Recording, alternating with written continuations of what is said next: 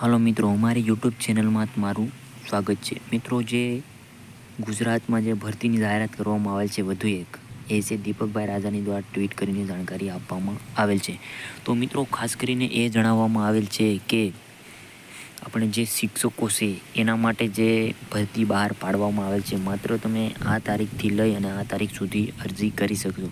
એના માટે હું એક તમને લિંક આપવાનો છું અને તે લિંક પર તમે જઈ અને પોતાની અરજી કરી શકશો. માત્ર ને માત્ર તમારે સરકાર દ્વારા નવો નિર્ણય લેવામાં આવેલ છે અને જે પણ અરજી આવશે એના થકી કોઈ પણ જાતનું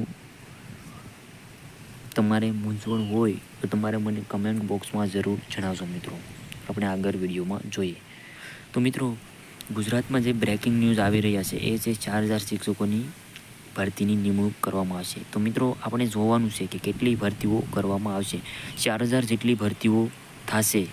તો મિત્રો, આપણે એ ખાસ કરીને જોવાનું છે કે 4000 ભરતી કેટલા સમયમાં થઈ જાય, અને એ માટે હું તમને એક નવી લિંક આપું છું અને તે કઈ રીતે અરજી કરવી એના માટે તમે જોઈ લેજો. તો મિત્રો, આપણે જોઈએ.